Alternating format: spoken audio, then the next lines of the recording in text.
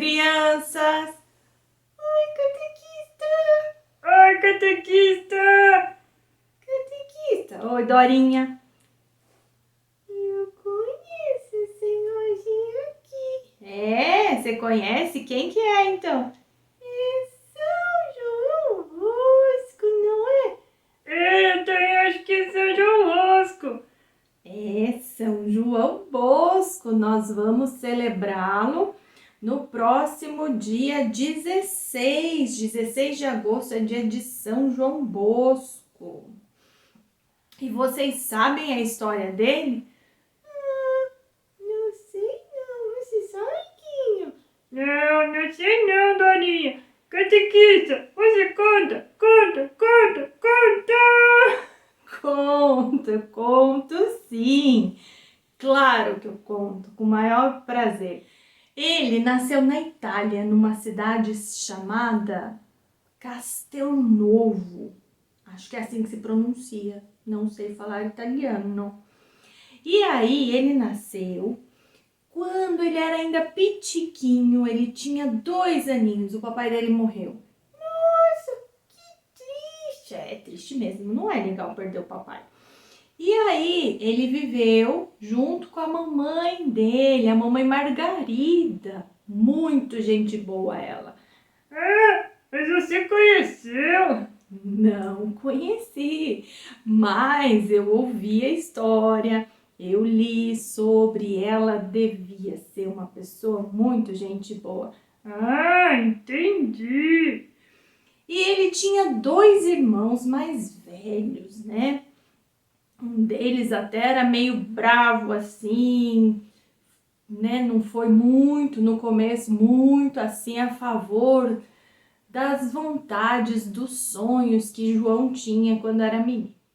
Quando ele tinha 9 anos, ele teve um sonho. E foi um sonho muito especial, que esse sonho perseguiu a vida dele inteirinha até o dia que ele realizou esse sonho e aí ele entendeu tudo o que estava falando nesse sonho. O que ele sonhou? Conta pra gente, conta! Eu vou contar. Ele sonhou que ele estava brigando com os meninos na rua.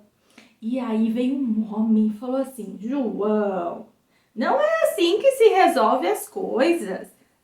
Não é isso, não é com violência. Não mesmo.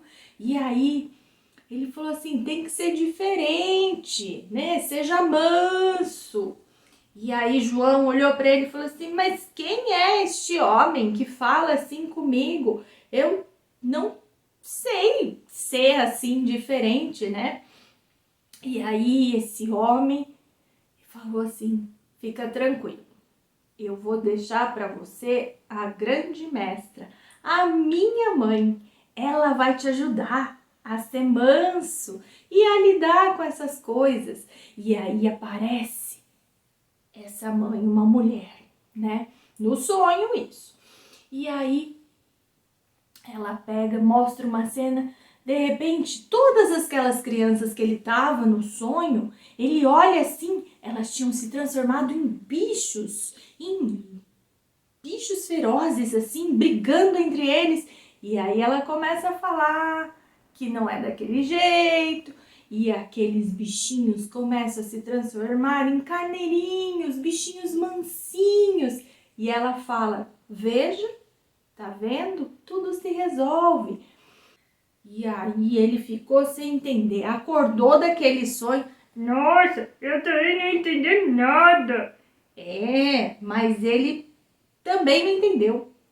E ficou com aquele sonho guardado no coração. Como assim, né? Quem é aquele homem? Quem é aquela mulher? Como eu vou ser manso? Como eu vou transformar, né? Pessoas, né, violentas em mansas também.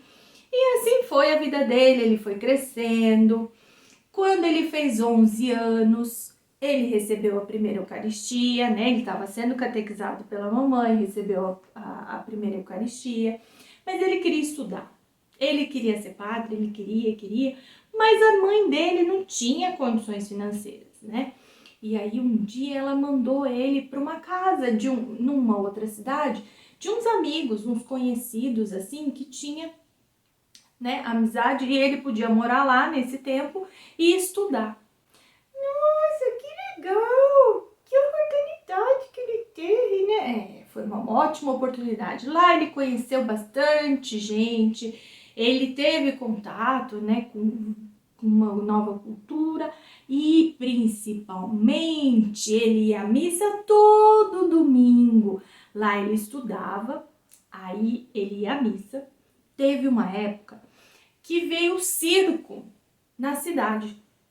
E ele ficou bem do escondidinho, só olhando por trás dos artistas. Nossa, como assim? Que graça tem? Mas você vai entender que graça tem, Quinho. Ele não queria só ver os truques, né, os malabares, as mágicas. Ele queria aprender. Nossa, ele queria ir pro circo ou ser padre? Ele queria ser padre, mas olha só por que ele queria aprender os truques de circo, né? Os truques de circo. Ele queria entreter as crianças. Ele acreditava, e a vida inteira dele levou isso com ele, que através da brincadeira, da alegria, ele conseguia atrair a atenção das crianças e sabe que ele conseguiu aprender. E aí sabe o que ele conseguia, que ele começou a fazer? Todo domingo ele ia à missa, mas nem todas as crianças iam à missa. Então, depois da missa, ele começava a fazer as brincadeiras, mágica, jogava bolinha pra cima e mandava como chama? Corda bamba. E aí as crianças se interessavam. Eu ia gostar de ver tudo isso. Eu também, muito legal, divertido. Eu também gostaria. E aí ele fazia isso. Depois que todas as crianças se divertiam, riam, brincavam, ele parava e falava assim: agora eu quero que vocês prestem atenção. Nem todos aqui foram à missa. Pois então eu vou falar a parte que eu mais gostei da homilia. E aí ele falava do evangelho. Ele tinha uma memória muito boa e ele replicava tudo, repetia, né? Tudo o que ele havia escutado do padre na homilia, falava para aquelas crianças. Nossa, ele era quase que um catequista. Quase que um catequista. E assim foi. E ele foi se interessando, foi querendo mais e mais, aquela vontade crescia no coração dele de ser padre. Mas ele não tinha dinheiro, a família não podia sustentar ele lá na outra cidade. O padre que estava ajudando ele nesses 3 anos que ele viveu nessa outra cidade com esses amigos, ele tinha feito amizade com o padre. Mas aí esse padre morreu, ele era bem velhinho já. Aí o que ele fez? Voltou para casa da mamãe dele. Mas ele não desistiu. Ele, numa festa junina que tinha, ele subiu no pau de sebo, conseguiu um dinheiro. Depois ele foi batendo de porta em porta, vendendo as coisas, pedindo ajuda, conseguiu um dinheirinho, voltou para Turim. E lá ele foi estudar para virar padre. Só que ainda quando ele chegou lá, ele tinha uns amigos que também estavam estudando para ser padre. Sabe o que ele fez? Não sei. Conta. Vou contar. Ele se reuniu e falou assim: vamos criar o nosso primeiro grupo de jovens. Não, criar um grupo de jovens, que foi o primeiro que ele criou, né? Depois vieram tantos outros. E ele deu o nome de Sociedade da Alegria. Olha que coisa linda! Sociedade da Alegria. Eu amo esse nome. E aí, foi passando o tempo, ele se ordenou padre, né? Muitas coisas aconteceram, muitas provações, muitas dificuldades, né? Aqui eu tô resumindo porque para contar a história toda dele, né? E aí, quando ele se ordenou padre, ele falou: e agora? Como que eu vou trabalhar? O que eu vou fazer?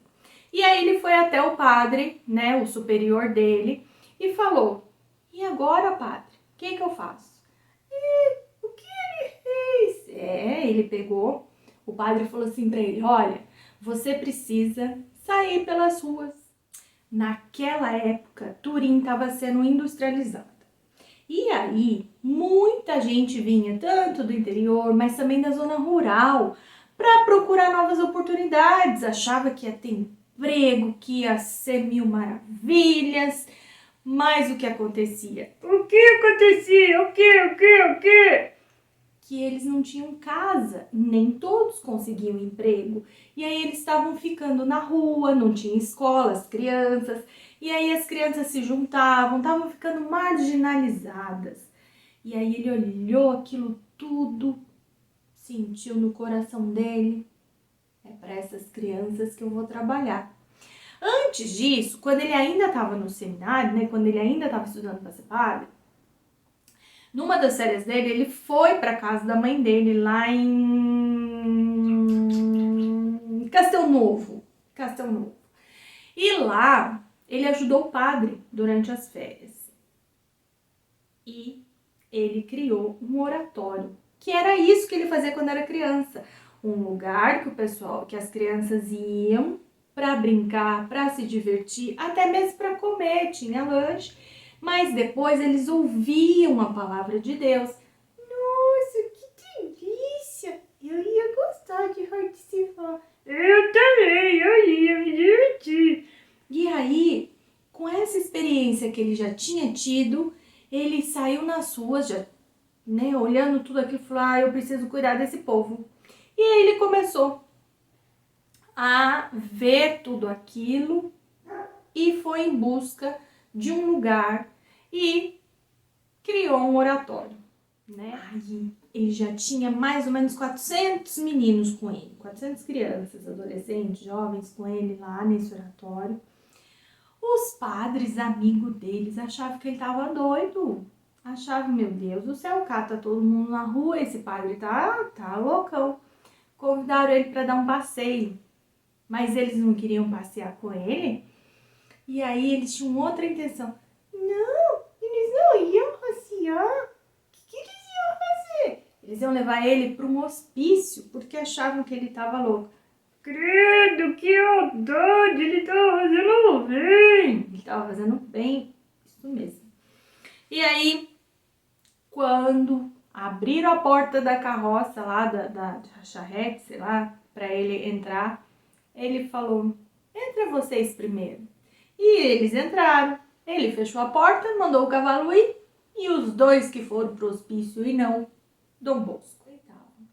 Com esse excesso de trabalho, ele ficou doente. E o médico falou, você precisa descansar, né? E aí ele ficou um tempo na casa lá da mãe dele, junto com o irmão dele e a mamãe. Aí, quando ele tava voltando, ele pensou assim, tinha se recuperado, né? Ele falou assim, é disso que os meus meninos precisam. Disso o quê? De uma mãe. Ele falou, foi tão bom esse tempo aqui, né? É bom ter o cuidado da mãe. Ele pegou e falou, mamãe Margarita, estou indo de volta a Turim cuidar dos meus meninos. Vem comigo, me ajuda a cuidar deles, né? A senhora pode servir também. Nossa, e ela foi? Foi. Ela chegou lá, ela cozinhava, ela costurava, ela arrumava as camas. E foi uma maravilha, ela viveu com ele até ela falecer. Nossa, que delícia! Eles serviram em família. E depois disso, num dia, tava lá ele e a mamãe dele, ouviram bater a porta. Era um menino, tava chovendo e ele era órfão, não tinha nem mamãe nem papai, não tinha casa. E aí ele pediu para pousar lá, né, para dormir lá, passar a noite, porque tava chovendo muito. E aí isso começou a acontecer com frequência. E Dom Bosco acolheu um, acolheu dois, acolheu três, porque estava tendo guerra na Itália e as crianças estavam perdendo os pais, né? E aí não tinha para onde ir. E aí ele, junto com o oratório que ele tinha, ele começou a formar um orfanato e ele acolhia essas crianças que não tinham mais a mamãe e o papai. Nossa, que coração lindo ele tinha, né? Lindo, lindo e acolhedor e amoroso. Mas aqueles meninos faziam bagunça, os vizinhos não gostavam. E aí pediram o terreno lá, o lugar onde ele estava. E assim foi. Ele ia de um canto para outro até que ele conseguiu achar um lugar que ele viu em sonho. Nossa Senhora mostrou para ele. E ele foi atrás daquele lugar. Era um campo enorme e ele construiu primeiro uma capela que ele dedicou a São Francisco de Sales. Guarda esse nome, Sales. Daí vai vir uma história legal de São João Bosco. Dentre os meninos dele, tinha um que se chamava Miguel Rua. Ele falou assim um dia numa conversa com o Dom Bosco: Dom Bosco, quero seguir seu caminho. Eu quero ser padre. Nossa, que legal! E ele foi? Então, Dom Bosco com aquilo na cabeça falou: será mesmo? Será que a minha ovelha vai virar pastor, né? E ficou muito feliz, se encheu de alegria.